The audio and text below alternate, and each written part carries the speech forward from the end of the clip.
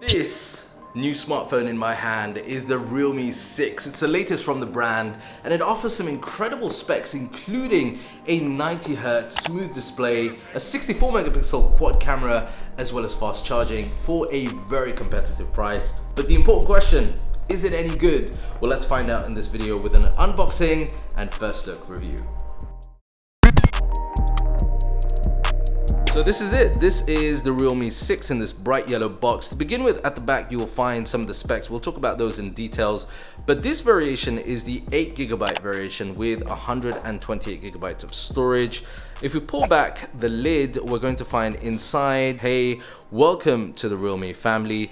Now it's really nice because Realme as a company include a free silicone case with all of their smartphones, and the Realme 6 is no exception, so that's included right in this box over here. You also have a SIM ejector tool as well. Then we get the device itself. Pulling the plastic off the device, we get this beautiful blue variant color.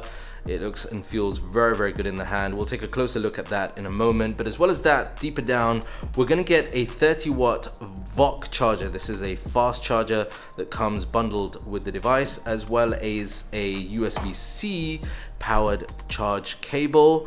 And unfortunately, even though that this has 2.5mm headphone jack, there aren't included any headphones. So that's something to be aware of. Taking a closer look at the phone, and you'll notice starting on the back, that beautiful play with colors and lighting. That blue effect looks really, really nice. You have the Realme branding over there on the bottom left, and then you've got the quad camera setup, which we'll talk more about in detail later on in the video.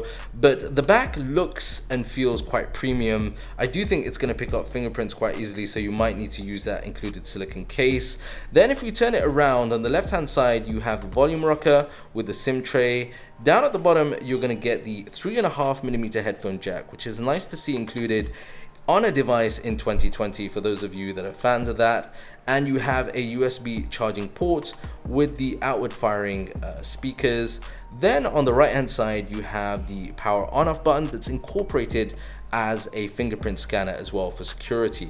So that's what the device looks like. Now the big deal with this is on the front with that display, because this is a 90Hz refresh display. That means that using it is going to be smooth.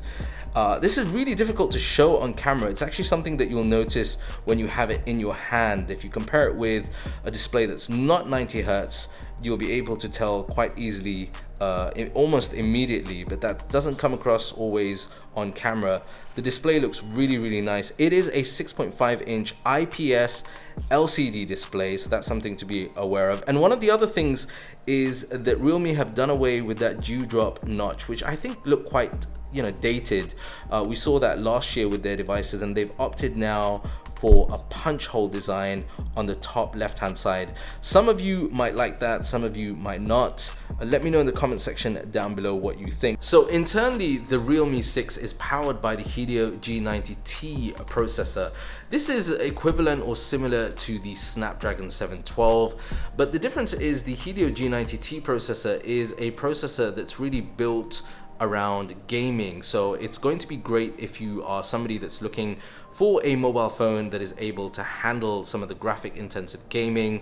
As well as that, this is powered with 8GB of RAM and 128GB of storage. So I think for most people, even if you're not into gaming, that spec combination means that for day-to-day tasks, social media, music, a whole range of other functionality, you should have no problem with the specs on this device. So right out of the box, this is going to be running Android version 10, and you'll notice that the UI is a little different. That's because Realme have pre-installed essentially their skin, which is Realme UI version 1.0. Some people are a fan of the skin. I have no issues with this. I think for the most part it's okay, minus the bloatware that comes pre-installed, but there are some people that just don't like the skin whatsoever. You'll notice the icons look a little different. It has a bit more colorful and playful feel to the UI overall, including with smart assistants and where the themes and wallpapers are.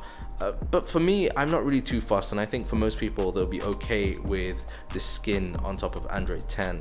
Next, let's talk about the other standout feature of the Realme 6. and that is on the back with the quad camera setup. So essentially you have a 64 megapixel main sensor, that's an f1.8, and then that's paired up with an 8 megapixel f2.3, which is for the ultra wide, a 2 megapixel f2.4 for the macro, and then a 2 megapixel f2.4 for the depth. Now those cameras all work together to produce some reasonable shots. I think most people will be more than happy with the image quality that's being produced from the cameras.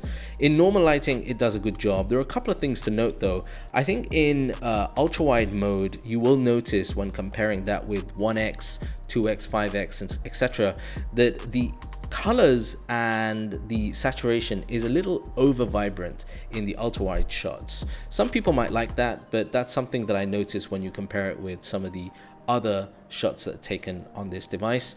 The other thing to note is the fact that really you can go up to a maximum of 10x zoom, but as you can see from some of these examples, I think anything above around about 2x, you start to notice the noise in the images, and going all the way up to 10x, there's going to be a lot of noise in those images produced. For low light images, there is a setting within the camera app, which is night mode.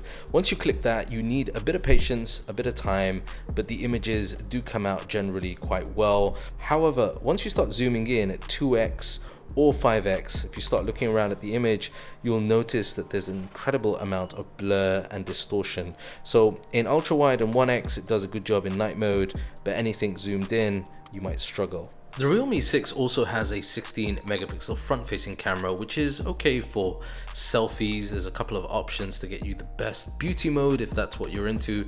There is also on the back the macro lens. Now, the macro lens takes some interesting shots. I would have thought that the quality of the macro shots would be a bit better. There's quite a lot of noise, as you can see from some of these examples, and some distortion as well that takes place. So this is a look at what ultra wide video appears like on the Realme 6. One of the things to note is that once you hit that record button, you're able to take photos mid recording, but you can't switch between the different modes on the camera app itself or while you're recording.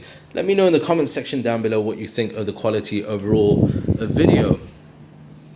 One last thing that I want to mention is under the hood you have a whopping battery. It's a 4,300 milliamp hour battery, which should last you over a day, perhaps even a day and a half depending on your use.